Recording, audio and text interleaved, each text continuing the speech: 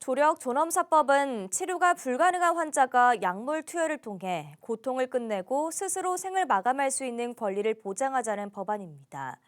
하지만 환자 당사자의 결정이라고 해도 의사 조력 자살이라고도 불리는 만큼 찬반 의견이 대립하고 있는데요. 기독교인을 비롯한 법조인도 논란의 요소가 있는 법이라는 입장입니다. 장현우 기자입니다. 치료가 불가능해 고통을 느끼는 환자가 의사의 도움을 받아 생을 마감할 수 있도록 선택할 권리를 보장해주는 조력존엄사법. 지난 7월 더불어민주당 안규백 의원이 해당 법을 대표 발의한 바 있습니다.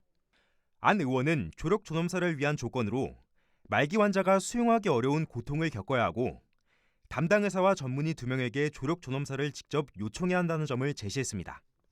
기독교인은 해당 법을 어떻게 바라봐야 할까? 교계에선 성경 속 10계명에 살인하지 말라는 구절에 따라 타인의 생명뿐 아니라 자신의 생명을 해치는 행동이 부적절하다는 의견이 나옵니다. 자신의 생명도 하나님의 소유라는 기독교적 가치관에 따라 조력존엄사법을 받아들이기 어렵다는 입장입니다. 그다면 그것은 하나님의 주권, 하나님의 권리를 심각하게 침해하는 그런 행동이 된다라고 볼 수 있고, 살인하지 말라. 살인하지 말라라고 할 때는 다른 사람의 생명을 죽이는 것도 포함되지만 자기 자신의 생명을 죽이는 것도 포함이 되거든요. 그 자살뿐만 아니라 조력 자살, 타살까지도 포함이 되는 거거든요. 현재 시행 중인 연명의료 결정에 관한 법률에 따르면 연명의료는 임종 과정에 있는 환자에게 하는 심폐소생술, 혈액투석, 항암제 투여, 인공호흡기 착용 등 치료 효과 없이 임종 과정의 기간만을 연장하는 것을 말합니다. 연명의료를 중단하고 싶을 경우 임종 과정에 있는 환자의 판단을 거쳐 환자 또는 환자 가족의 결정이 확인되면 중단이 가능합니다.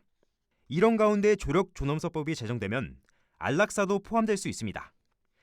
조력존엄사는 의사가 준비한 약물을 환자가 직접 투여하는데 안락사는 의사가 직접 약물을 투여하는 것에서 차이가 있습니다. 본인이 죽음을 자유롭게 선택할 수 있다는 전제를 자꾸만 열어주는 형태의 법안이고, 의사가 조력 자살 약물을 주는 것과 실제 약물을 투여하는 것의 경계를 어디로 둘 것이냐에 대한 법률적으로는 큰 차이는 없는 상태로 넘어갈 수 있게 되겠죠. 법률 해석에 따라 조력존엄사법과 안락사의 차이가 모호해질 수 있다는 설명입니다. 조력존엄사법은 12월 보건복지위원회 제2법안심사소위원회에 상정됐지만 상당수 의료단체를 비롯해 정부까지도 반대 의견을 내고 있어 결론 내기가 쉽지 않은 상황입니다. 이번 국회에서 사실상 폐기될 것으로 전망됩니다. 인간의 생명 존중과 생명에 대한 자기결정권 보장 권리가 첨예하게 대립하는 만큼 섣부른 법 제정보다는 공론화 과정을 통한 사회적 합의가 필요해 보입니다. 구티비 뉴스 장현우입니다.